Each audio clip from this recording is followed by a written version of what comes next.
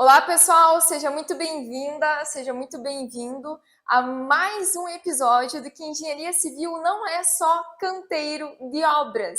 E hoje o tema aqui desse vídeo é como perder o medo de orçar, né? Como que a gente acaba orçando, como é que a gente perde esse medo. Para quem não atua ainda com essa área, às vezes sente aquele frio na barriga de pegar um serviço, de pegar, por exemplo, e fazer um orçamento. Então eu vou mostrar aqui para vocês nesse vídeo como que vocês perdem o medo e que vocês vão ver que se vocês colocarem em prática o que eu passar aqui, vocês vão se sentir muito mais seguros aí para fazer o seu primeiro orçamento, o seu segundo, terceiro orçamento, né? Porque eu gosto de dizer que a gente acaba tendo um pouco mais de receio no início, porque é algo novo, e isso é totalmente normal, né? Eu vejo que quando a gente muda, às vezes, quando a gente começa algo novo que a gente nunca fez, a gente é um pouco resistente no início, né? Até para pegar a ideia, pegar ali como funcionam as coisas. Então a gente acaba aí tendo um certo receio. Então isso é normal. Mas eu vou falar aqui para vocês como que vocês acabam perdendo esse medo, né? Porque o que que acontece? Né? Por que que as pessoas sentem medo na hora de fazer um orçamento, por exemplo? E fazer um orçamento é como fazer aí qualquer outro serviço, né? Então existe um passo a passo, existe um método para ser feito. Mas eu vejo que as pessoas talvez tenham medo de fazer o orçamento, porque o que, que pode acontecer, né? Pode acontecer aí do orçamento, vamos supor aqui, do orçamento ele ser superestimado, opa, superestimado ou subestimado, né? Eu acredito que as pessoas têm medo de fazer orçamento justamente por causa disso. Às vezes de acabar passando, né, um orçamento muito mais acima do que a realidade ou que a média de mercado mesmo, e ou também apresentar aí um orçamento que seja realmente muito baixo. Então, como tem uma certa responsabilidade por trás de quem faz o orçamento, eu acredito que esse medo talvez venha daí, né? Mas eu vou falar aqui para vocês o que, que vocês podem verificar, o que, que vocês podem colocar em prática para vocês se sentirem mais seguros realmente, né? Vou até dar uma dica aqui, né? Como vocês sabem, eu sou especialista em orçamento, em viabilidade, em controle realmente de custos de obras privadas. Então, essa área de orçamento dentro da engenharia de custos, né, voltado para a obra privada, é totalmente diferente de orçamento, por exemplo, voltado para obras públicas, que envolve licitações. Então, acho importante trazer isso daqui para vocês também, né? Porque quando a gente faz aí, por exemplo, um orçamento de obra privada, a gente não acaba considerando, por exemplo, referências, por exemplo, tabeladas, né, orçamentárias, como o SINAP, ou como outras bases que a gente tem aí no mercado também, como o Orce, enfim, tem várias outras. Então, quando a gente faz um orçamento para obra privada, é realmente estudando aquela empresa de fato. Então, como que aquela empresa trabalha, né? Qual que é a qualidade do produto que é entregue, né, que é executado para o cliente final? Então, tudo isso interfere. Então, quando a gente faz um orçamento aí para obras privadas, a gente tem uma metodologia que é diferente da metodologia utilizada, por exemplo, para fazer orçamento de obra pública, que é ir para licitações. Então, são duas coisas totalmente diferentes. Então, uma coisa que eu vou falar aqui para vocês é que, justamente por causa disso também, que não tem como a gente acabar cobrando, né, o mesmo preço por esses tipos de orçamento, para a obra pública e para a obra privada. Então, são duas coisas diferentes, são serviços diferentes, né? Então, só para deixar claro aqui. Mas a dica que eu ia dar para vocês é que a gente consegue fazer, no caso, uma validação, né? Então, quando a gente faz um orçamento de obra privada, a gente vai chegar num valor lá no final, né, da obra, e aí a gente consegue fazer alguns comparativos. Então, a gente consegue pegar esse valor da obra, né? Vamos supor aqui que você pegue esse valor final do orçamento, você divida ali pela área construída para ter uma média, né, daquela obra, e aí você consegue fazer comparativos com bases orçamentárias que já existem no mercado, que essas bases orçamentárias já tem lá disponibilizado, por exemplo, no CUB, no SINAP, um valor por metro quadrado por tipologia de construção. Então você consegue comparar, né, o valor que você, por exemplo, chegou com essas referências orçamentárias para ver se está muito distante ou não. Às vezes pode chegar a ter uma divergência de 15, 20%, vai depender muito também da metodologia construtiva. Mas o importante é sempre fazer uma comparação para ver ali mais ou menos se está nessa taxa ou não, né? Então isso com certeza já vai te dar aí um pouco mais de segurança, né? Para saber se o orçamento que você está realizando está superestimado ou subestimado. Então isso daqui é muito importante mesmo. E aí eu queria passar aqui para vocês, então, alguns pontos que não somente essa parte de comparativo, mas são coisas pontuais, né, que eu posso falar dessa forma, que você fazendo ali certinho, do jeito que é para fazer, você vai se sentir muito mais seguro e você não vai aí, no caso, ter o orçamento tão distante da realidade. E eu vou falar aqui para vocês que, na verdade, o que funciona, gente, né? Para vocês perderem o medo de fazer o orçamento, o que funciona é ali o feijão com arroz bem feito. Então é isso mesmo, fazer o básico bem feito não tem erro, né? Então, quando a gente não adianta, por exemplo, a gente criar várias coisas, vários métodos, enfim, assim, para tentar entregar, às vezes, algo mais rápido, ou enfim. Na verdade, a gente tem que acabar focando no básico. Então, é o feijão com arroz bem feito, é o que funciona e é o que vai ali realmente te dar a base, fortalecer aí também, te deixar mais seguro, né? Quando você for apresentar isso, tanto para dentro da empresa, sendo CLT, ou até mesmo aí você trabalhando como autônomo, né? Então, fazer o bem feito ali, o básico, realmente faz diferença. E é isso que eu quero trazer aqui. Porque, afinal, o que é o básico? O que eu tenho que fazer bem feito? O que é o feijão com arroz? Então, eu vou passar aqui para vocês numa linguagem mais clara, né? Não quero passar aqui linguagem técnica, para que vocês entendam realmente e que vocês se sintam mais seguros e confortáveis, né, com essa área, em trabalhar com essa área, que é uma área assim que é realmente pouco explorada, precisa de profissionais no mercado e essa pode ser a sua oportunidade, né? Porque falta profissional e também porque é uma área aí que por ter poucos profissionais você também consegue ter ganhos maiores, né?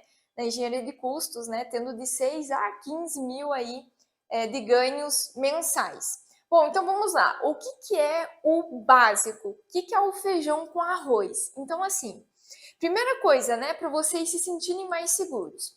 Eu vou falar para vocês o seguinte, eu vou até anotar aqui. Primeiro ponto seria aí a visita em campo. E aí, eu tenho certeza que vocês já vão pensar da seguinte forma: Marielle, mas se eu tenho que fazer um orçamento, no caso, não estou com os projetos na mão, como é que vai adiantar eu ir em canteiro? Como assim visita? O que eu vou fazer lá? Enfim, né? Eu vou falar aqui para vocês. Na verdade, quando a gente pega para orçar uma obra, a primeira coisa que a gente tem que fazer, claro, que é analisar os projetos, né? Mas depois que estudar o projeto, antes de sair quantificando, é fazer a visita em canteiro. Então, assim, tem casos, tirando aqui algumas exceções, pode ser que você consiga validar tudo, todas as condicionantes que envolva aí o canteiro remotamente. Mas são casos muito específicos em terrenos muito bons, né? Enfim. Mas eu quero trazer aqui que a visita em canteiro é muito importante para você entender a logística, para você entender, no caso, o que precisa ser feito, que muitas vezes não é visível em projeto. Então, vocês têm que entender que em projeto é um mundo ideal, né? Tá lá no papel desenhado o projeto, mas e aí? Como é que é em campo, né? Porque quando a gente vai em campo, muitas vezes a gente visualiza muitas coisas que a gente não consegue ver desenhado realmente ali no projeto. Então a visita em campo é muito boa mesmo assim para começar a criar essa perspectiva de obra mesmo, quando ela será realizada, quando ela iniciará ali a execução, né? Então você acaba criando uma visão muito boa, né? Do que, por exemplo, você olhar um projeto, né? Você acaba vendo os níveis ali, as cotas e tudo mais, mas quando se chega na obra, você vai ver um morro gigantesco, né? No terreno. Então, assim, tem toda uma perspectiva, né? Tá, peraí, como é que o caminhão vai até lá? Como é que vai ser feita a terraplanagem? Qual que vai ser a ordem? Então, tem que trabalhar essa parte de logística também. E muitas coisas a gente não consegue visualizar somente no papel, né? Então, você pode até visualizar às vezes por fotos, enfim. Mas o ideal é que tenha essa visita em canteiro. E não somente isso, né? Mas eu falo aqui para quem ainda está pegando o jeito aí de fazer o orçamento de obras privadas, é que quando você fecha um orçamento, você pode fazer essa visita, no caso, na obra que o seu cliente já está executando, né? Ou empresa ou cliente. Isso aqui vale para CLT e também para autônomos, né? Então, quando se faz um orçamento, é legal você visitar o canteiro, né, dessas outras obras que possivelmente estão em andamento. Por quê? Porque você já começa a entender qual que é a metodologia que aquela empresa usa, qual é o padrão de entrega, né, daquela construtora, incorporadora, da empresa, enfim. Então você consegue ter a visualização dessas atividades, porque eu vejo que as pessoas sentem medo também em fazer orçamento porque não teve essa vivência em canteiro. Mas eu te digo que você fazendo o orçamento, você tem assim total livre acesso às obras, né, de quem você, por exemplo, está prestando esse tipo de serviço, que é fazer o orçamento, de fazer essa visita e realmente verificar, validar e tudo mais. Então, quando você visita as obras que estão em andamento, você consegue visualizar aquelas atividades. Você começa a prestar atenção quais os materiais que estão sendo utilizados, né? Você começa a prestar atenção como é feito os serviços, né? Quais são as etapas de obra, o que vem antes do que. Então, isso daqui, quando se pega um orçamento, fica muito mais claro, visível quando você faz a visita realmente dessas obras. Então, eu falo aqui a parte da visita em campo, é a visita da obra que você estará orçando, né, para entender essa perspectiva de tudo que você tem que planejar para aquela obra de custos, mas também as obras que estão em andamento da empresa que você está fazendo esse serviço. Então, isso daqui é muito bacana, então por isso que eu falo para vocês, gente, é o básico, feijão com arroz, fazer visita, tirar dúvida. Então, tudo que você tiver de dúvida, você pergunta para o empreiteiro, pergunta para o mestre, para o encarregado, para o engenheiro responsável da obra. Então, quanto mais informação você coletar, mais assertivo será o seu orçamento, certo? E aí, não somente isso, né? Mas o que é o básico, né? O feijão com arroz aqui para você sentir clareza e firmeza quando você for fazer um orçamento. Eu vou falar para vocês que é o seguinte: abrir todos os projetos.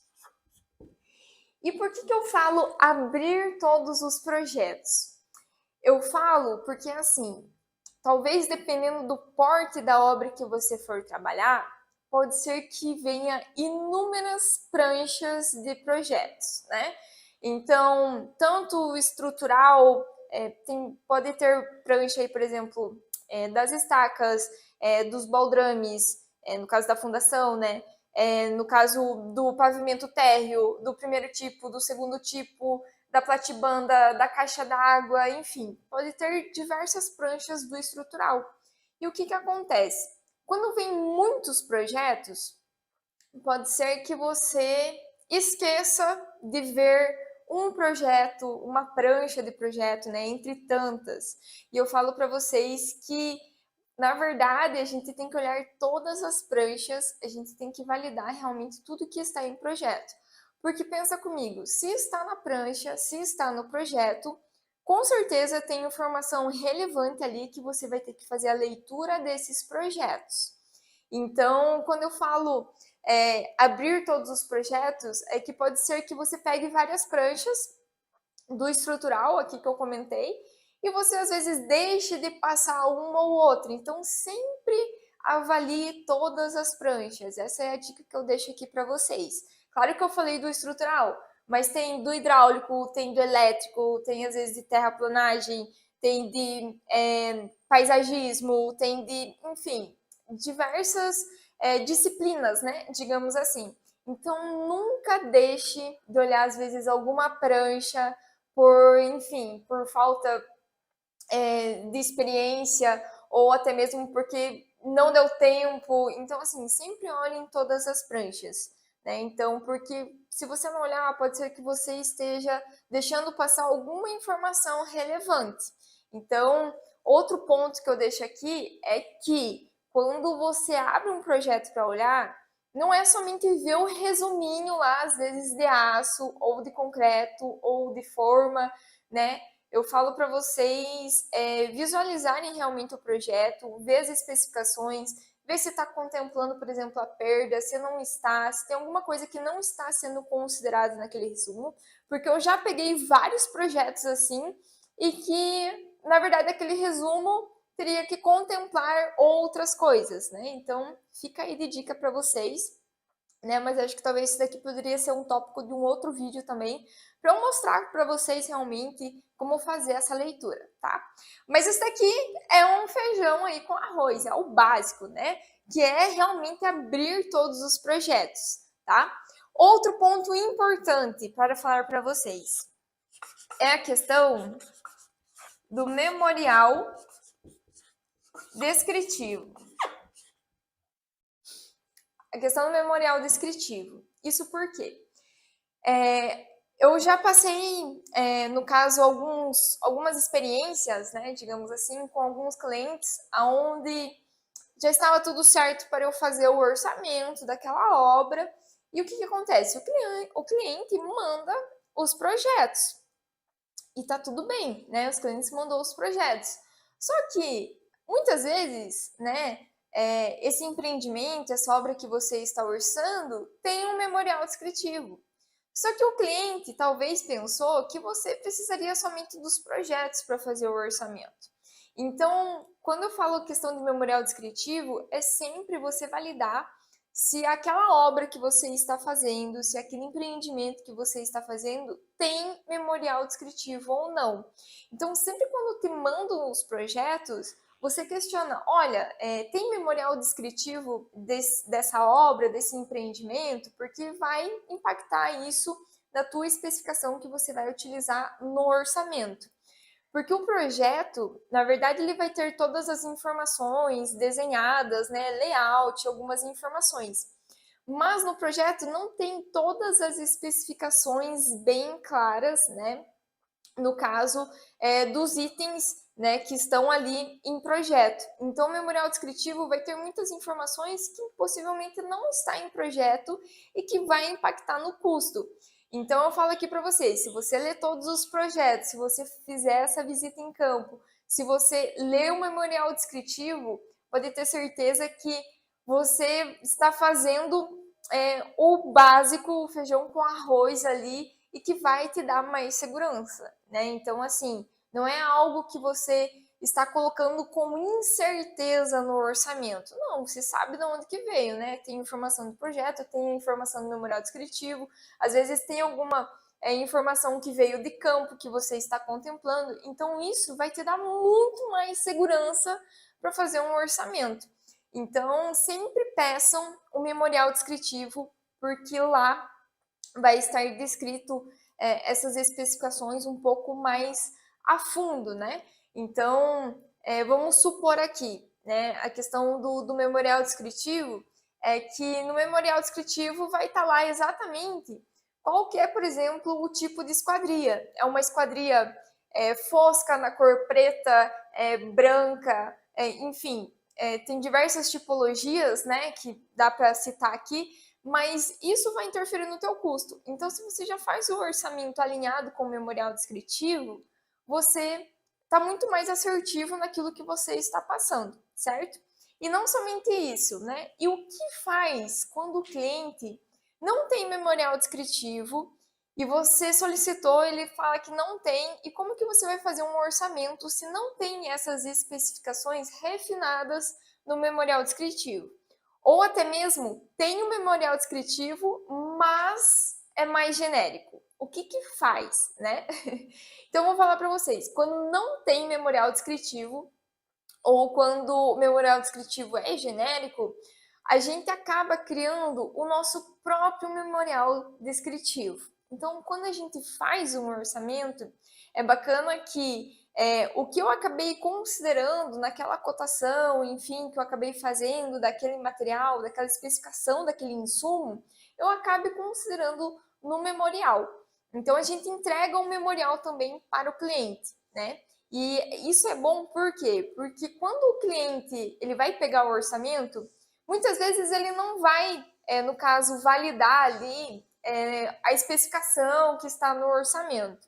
Mas, na hora que ele for comprar, né, vamos supor aqui, aquele porcelanato, na hora que ele for comprar aquele porcelanato e ele vê, olha, isso daqui não estava no meu orçamento, então, peraí, através do memorial descritivo que você elaborou, que você consegue visualizar se foi orçado realmente errado ou você considerou um outro tipo de especificação porque não tinha definição.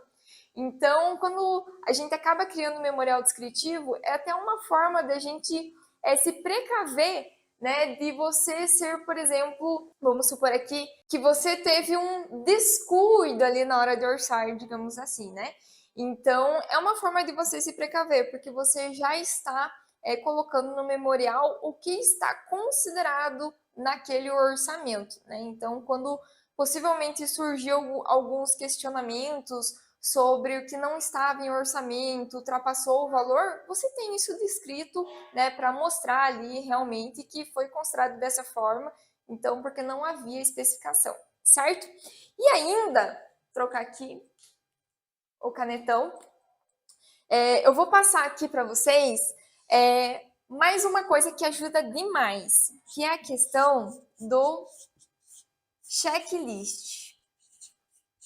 Então, assim, a questão do checklist é muito bom também para quem ainda, no caso, está desenvolvendo aí essa área do orçamento, né? Está começando a pegar um orçamento. E o que, que funciona muito bem como checklist? O que funciona como checklist é ter, por exemplo, uma EAP base. Né? Então, o que, que seria essa EAP base? A EAP é a Estrutura Analítica de Projeto. E a estrutura analítica de projeto é basicamente toda a estrutura que a gente tem para o orçamento e para planejamento da obra. Então, através dessa estrutura, você consegue visualizar o que, que você acabou considerando, o que, que você já fez levantamento, já fez cotação. Então, você consegue fazer um comparativo do que você falta quantificar, o que falta você orçar realmente. Então, essa IAP funciona muito bem, né? Você tem uma IAP ali, realmente, por exemplo, de uma casa, e você, ao fazer o orçamento de uma casa, você consegue comparar, né, realmente o que tem no teu projeto e o que tem nessa IAP e você ir validando. Então, é uma forma, basicamente, de ter um checklist, né? A IAP aqui é somente uma ideia, mas se você, por exemplo, tiver um checklist muito mais completo, né? Por exemplo, uma IAP muito mais completa, você consegue também ir validando realmente aquelas atividades que você já foi contemplando em orçamento. Então, isso também te dá mais segurança ainda, né, na hora de você fazer o orçamento, para você perder o medo de fazer o orçamento, tá? Então, assim, é coisa simples mesmo que colocando em prática vocês vão ver que vai ajudar muito vocês aí a se sentirem seguros, né? Ainda tem mais uma coisa que eu vou falar aqui para vocês, que seria as instruções, né, de trabalho. E o que, que seria isso? Se você trabalhar, por exemplo, com obras que são financiadas, né, empreendimentos que são financiados, aí, por exemplo, pela Caixa Econômica Federal, que tem lá o PBQPH, PBQPH, para ter, né, esse certificado de qualidade, precisa ter aí instruções de trabalho. E o que, que seria isso? É como as atividades devem ser executadas em canteiro.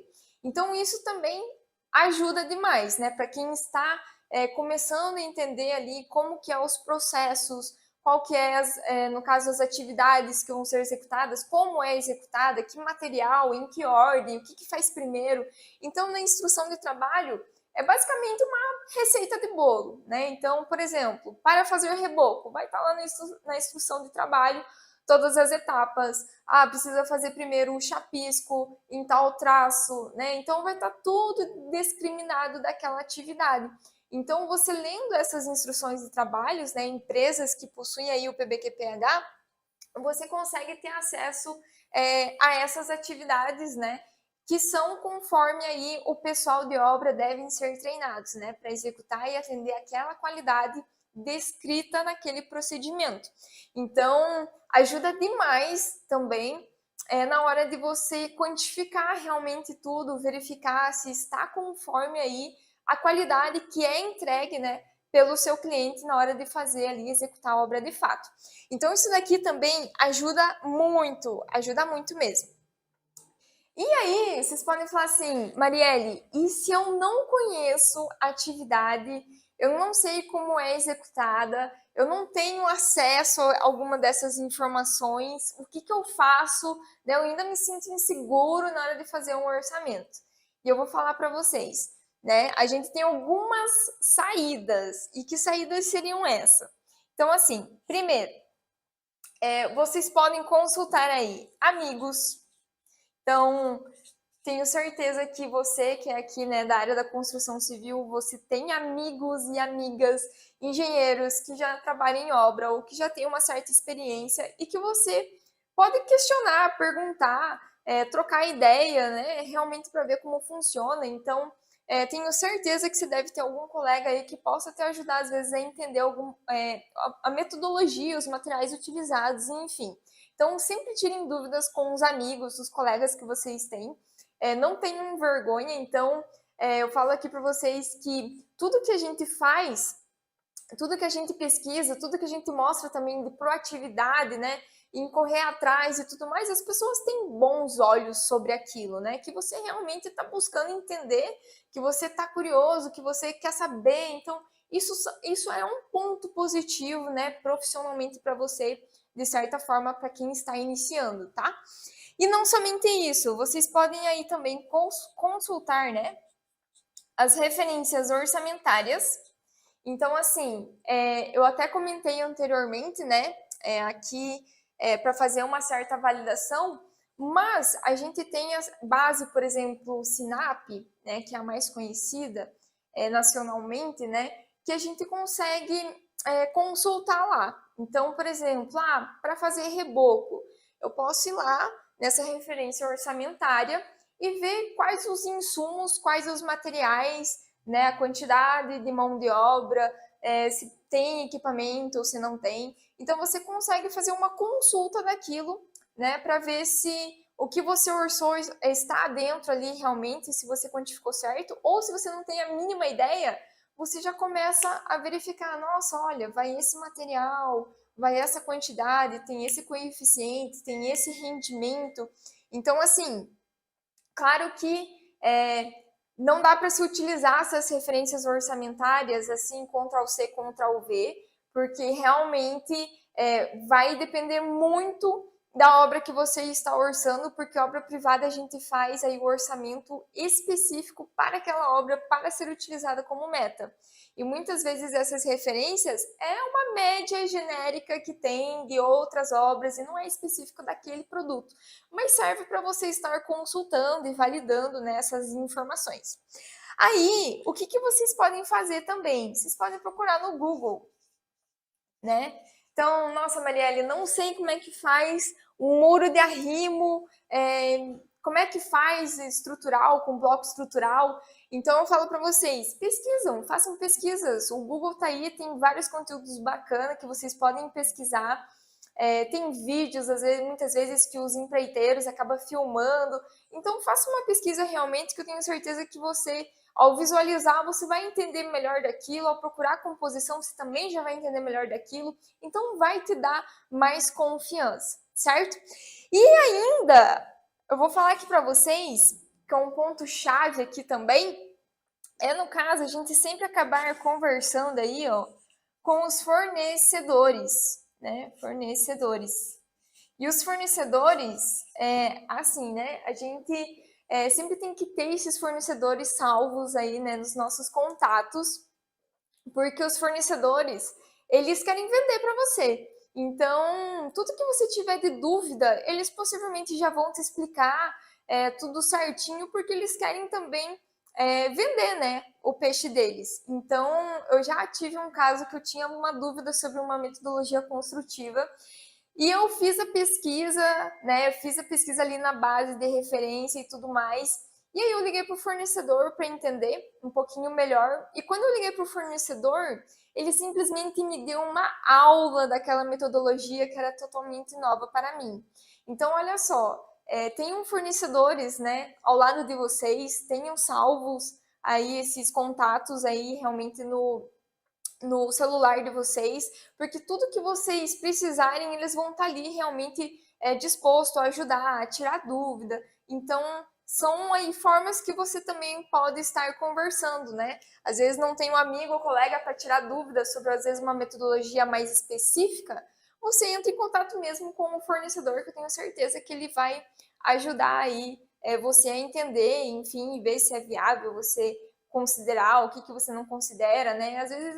Às vezes ele vai ter um ponto de visão totalmente diferente do que você imaginou, e como aquele fornecedor já vive aquilo todos os dias, é algo que você vai abrindo o teu campo de visão, né? A próxima vez que você for orçar, você já aprendeu aquilo, né? Você já teve aquela conversa com o fornecedor. Então, isso aqui também ajuda demais. E aí, vocês podem falar assim, Marielle, mas quando eu não tenho aí contato de fornecedor, nem de mão de obra, nem de material, né? Como que a gente acaba conseguindo esses contatos? Eu vou falar aqui para vocês que é da forma mais simples possível, que é você pedindo aí para os seus colegas da área, né, realmente, no grupo do Whats, no grupo da faculdade, no grupo da pós, vocês sempre acabarem questionando, né, às vezes alguma metodologia, às vezes algum fornecedor que você não tem, e acabar questionando. Eu tenho certeza que se ninguém souber indicar, às vezes um fornecedor, às vezes tem aquela pessoa que conhece quem possa indicar. Então, isso é coletar realmente, é fazer pesquisa. Então, eu queria listar esses pontos aqui para vocês se sentirem mais seguros na hora de fazer o orçamento. Vocês não precisam ter medo, é só fazer o feijão com arroz aqui bem feito, né? Então, eu dei aqui todos os passos, né? Maneira de vocês acabarem validando para ter uma média, se está mais ou menos dentro ou não, o que vocês precisam se atentar, o que a gente às vezes acaba deixando de ver, talvez por ser automático, já querer ir direto nos resumos, enfim. Então, passei vários pontos aqui que eu tenho certeza que se vocês focarem em fazer isso daqui bem feito, fazer checklist, né, fazer aqui no caso procura de instruções de trabalho, se a empresa tiver, fazer consulta aqui com o pessoal dessas atividades, aí o resto é realmente fazer as cotações, né? E as cotações, quando a gente passa para os fornecedores, eles já pedem essas especificações corretas, então você já vai ter tudo isso em mãos. Então é simplesmente coletar essas informações e juntar ali e fazer as análises posteriormente, certo?